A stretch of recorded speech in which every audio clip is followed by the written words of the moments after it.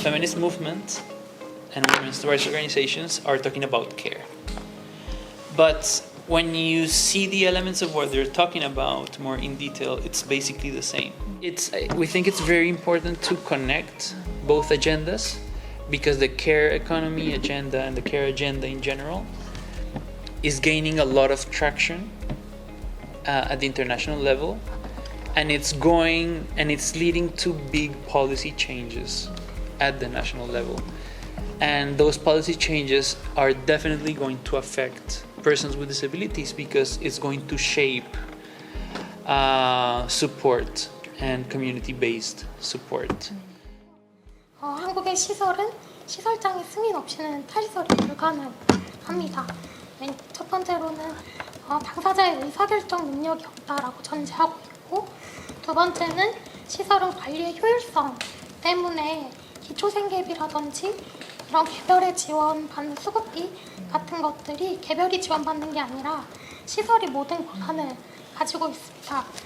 그래서 퇴소부터 이후의 과정, 지역사회에 나와서까지의 지원 체계들이 없기 때문에 이런 부분들이 한국의 장애인이 지역사회에서 통합되기 어려운 핵심이라고 생각을 합니다. 그래서 돌봄도 얘기해 주셨는데, 어쨌든 돌봄받는 사람을 계속 의존적이고 자기 결정권이 없다라고 규정하고 있는 한국의 지원 체계 자체가 돌봄을 제공하는 사람도, 그리고 돌봄 필요한 사람도 수혜시키고 있고, 이런 부분을 이제 시설을 통해서 계속 유지하고 있기 때문에 돌봄 문제와 탈시설 문제는 통합적으로 되게 중요하다라는 의견을 좀 말씀드리고 싶었습니다.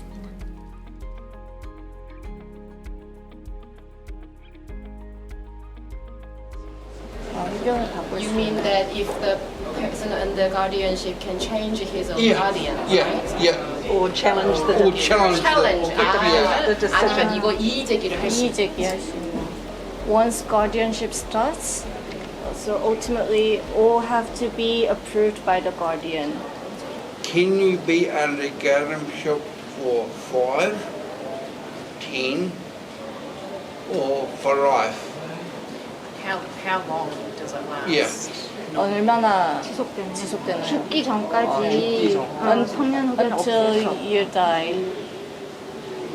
It's almost permanent. There is a termination reason for termination, but it says that when the person under guardianship gets back their ability, legal capacity, but that's never happening because of the disability.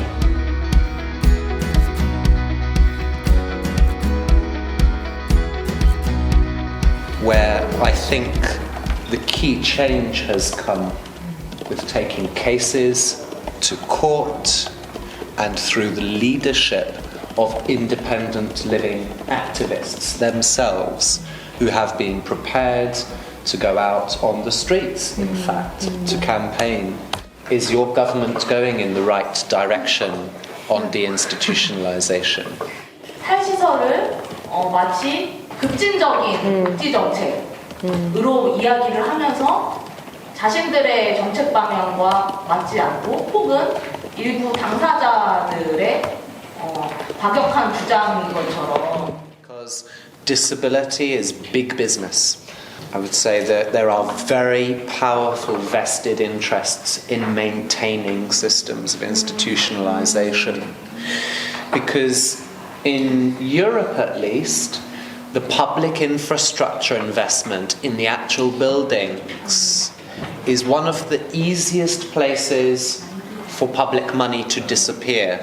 I won't put it too politely, but large building projects are brilliant for people in power.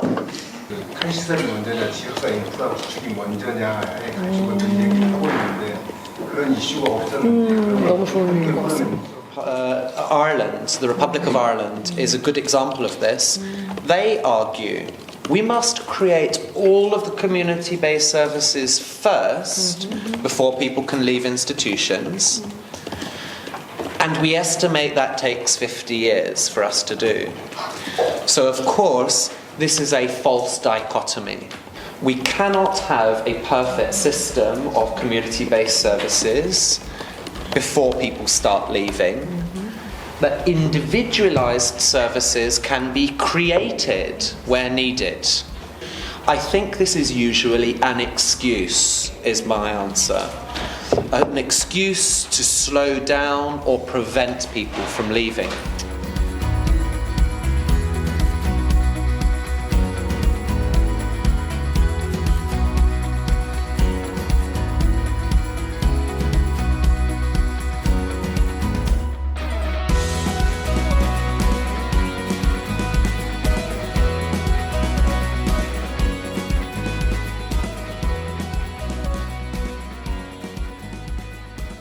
Exclusion of minimum wage application of disabled people.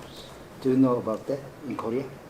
One of the few countries where this exception still exists. And of course, we are fully agree that this exception needs to disappear.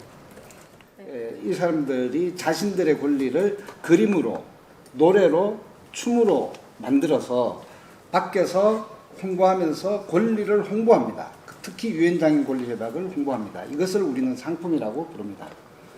이것이 지금 이야기했던 그 권리를 중심으로 한 노동이다라는 개념이고, 우리가 목표로 하는 것은 유엔의 장애인의 권리 협약을 일반 대중, 언론, 국회의원들에게 알리려는 것이 저희가 하는 일이다라는 거죠.